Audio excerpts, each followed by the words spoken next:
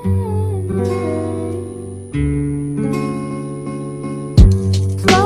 kisses busting by the river.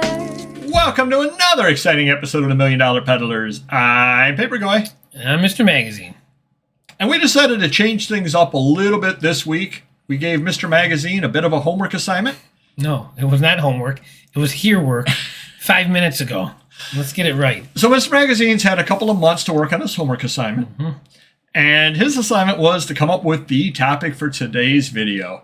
And I don't know what it is, so I've been put into the Mr. Magazine seat of not knowing what the topic is going to be, and he's going to ask me something or other, and I'm going to be totally flat-footed, and we'll see if I can. He does a wonderful job pretty much every video. You do. Of handling, rolling with the punches. Yes, man. So we're going to see if I can do it as well. So go ahead, Mr. Magazine. What are we talking about today? All right, I'm sure everyone's wondering the same question here. Yes, we all want to know what we're talking about. Why is everything so high, and what are we going to do about it? Wow. Macro or micro? I'm just amazed at plumbers, hot tubs, pools, any type of service work, fencing, anything you need is skyrocketed, double, triple, quadruple, and you can't even get it in the next few months. Like, when is this going to change, and how does this affect our business? The first thing I thought of when you just said that is it wise to stock up on things like shipping supplies? Because you know as well as I do, prices have gone up on those. Yeah. Now, luckily, we've been doing this a long time, and we've got a backstock of some supplies. But then the question comes in, say I've got, like I do have an odd size envelope that I accidentally ordered far too many of back in the day. And I just use them occasionally. The question is now, do I force myself to use those for things that things will fit in there easily? Yeah. But rather than reordering the smaller size envelope, because it's kind of like a mid-size envelope, Yeah. rather than reordering the small size envelope, do I just make do with what I have and wait and see where the prices go on things? Because do I want to go and pay today's prices, or do I think that things will go down a little bit in the future as far as that? Because so, if I have that issue myself with my business and employees and all that jazz, I would wait till Christmas, because I know I'm really going to need it then. You know, because if we're out of stock on one size, I know, hey, it's going to be a week or two for the next one comes in. But in the meantime, 30 more of these items that got to go into this box are gone. So I need to figure it out right now. So I would myself, my business, I would wait until I needed it at Christmas and then start using them. But that's just me. Well, and that those questions though, and I think what people are doing is making do. I think you're putting off on a lot of things, because we'll take I realize that most of us aren't dealing with plumbers and electricians and things like that, but they've got such a long waiting list. They've got this in order to get something or other fixed. It's not like they're rushing over today doing it for you. I mean, like an HVAC guy might, because that's life or death. Yeah. But on things that aren't life or death, they're not rushing over today doing it for you and charging you what they were charging you 3 years ago. Right.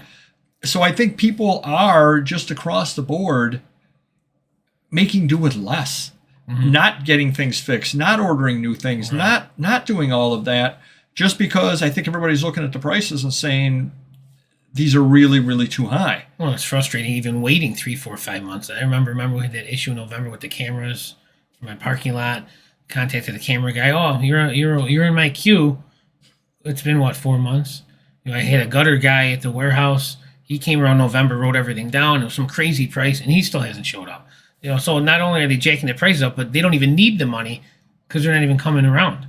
Well, the plus side potentially on this is, have you raised any of your prices on existing inventory?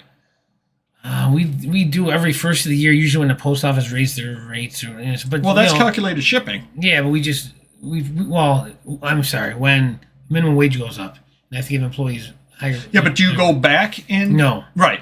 Just moving forward. So, in 2020, the cheapest magazine would be $16.99. The cheapest toy or car would be $6.99. Now they're $7.99 and $17.99. Right. So we raise them $1 every. Right, but you don't go back. No. And that could be the silver lining and everything. I believe that right now everybody's, just kind of heading into spring. The kids are in school. You've got this, you got that. You probably haven't really started. There are people that go on spring break and all that sort of thing, the Easter break, et cetera, et cetera. I know that's coming up, well, probably just already passed by the time this video posts. But I don't think a lot of people are planning their summer vacations yet, really. They're like, oh, yeah, we got to go on summer vacation. I've got a feeling that a lot of people are going to be getting sticker shock. Well, April break, those prices are crazy now, too. Yeah, and I think they're going to be getting sticker shock when they go to plan the summer break. And there are some people that are going to go through with the summer break just because every year we go to Myrtle Beach. Every year we do this. But what they'll be doing is, can we drive down instead of flying? We always stay at this hotel. Let's stay at the 3-star hotel instead of the 4-star hotel. And we don't have to eat out at that nice restaurant. But there are also going to be other people who I think are just going to take a look at the prices and are going to say, I don't really feel like traveling. It's just too expensive. Well, even if you drive, gas is outrageous. If you got to drive 12 hours, it's crazy. 24 hours round trip. It's a lot of gas. Well, but the people that don't take that spring break or the summer break are still going to have some money there. So it makes you wonder, maybe, hopefully, those people will be spending the money on collectibles and that sort of thing, saying, well, I won't go on a vacation this year. We'll do that next year. But I got the money I was going to spend anyway. The $1,000 I had saved up isn't going to go as far on the vacation as I wanted. Sure. I'll put $500 of that away for next year so I don't have to save as much next year. And I got $500 of mad money to spend.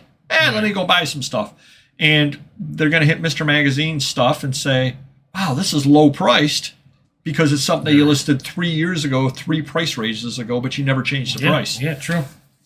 So that's putting a positive spin on everything. It just comes down to we really, truly don't know. And we don't know exactly how everybody's going to react. And obviously, everybody has different needs, financial needs and the like. If you're retired, you have different needs than if you're, a single mother with 3 kids. All different stories, all different needs that people have out there. But it is getting expensive for everybody. But yeah, that's my thought. Is I think people are holding off and only doing the necessity. And what is well, I'll give you a perfect example. What does the conventional wisdom hold on how often you should get your oil changed? Well, on newer vehicles, it's close to 10,000 miles now. Like 8,000 I wouldn't know. miles. I don't have an older or newer. On the older vehicles, they're 3,000 to 5,000 miles. Well, I know I used to religiously get it changed every 3,000 miles. Now I'm at the 5,000 mile mark. Yeah. Not a big deal, but if you drive 15,000 miles in a year, you're at 3 changes instead of 5. Yeah. And you can probably, I'm certain you can push it beyond 5,000. That's just recommended. If you went to 6,000, it's not the end of the world. How many people are doing things like that? How many people aren't changing their air filter just because they're saying, oh, I've only got a couple of more weeks of winter. My windshield wipers can get through. I don't need to change that. Yeah. And, and then that'll put it off for another 3 months before I got to get winter blades, and all that kind of stuff. Maybe they've always, it's a little late now, but. Imagine Subaru blades in the winter. Get it. They'd be very expensive. And if this all continues, maybe they always get snow tires put on and they're going to say, I'm driving less. I don't need snow tires. I'll just keep the tires I have year round. Just be more careful when I'm out driving. So people will figure out a way to cut back. Hopefully that cutback does not involve eBay. Yeah, hopefully they're still spending on eBay. Exactly. So how did I do, Mr. Magazine? Good. Yeah, definitely. We'll have to do A maybe. Not A+. All right. I can live with that. Hit the like button. Tell me how I did in the Mr. Magazine seat over here. And we'll try this again sometime. You've got homework in once a year. And 1 year from now, you have to have a subject. Perfect. All righty. We will see you next video. Take care. Bye-bye.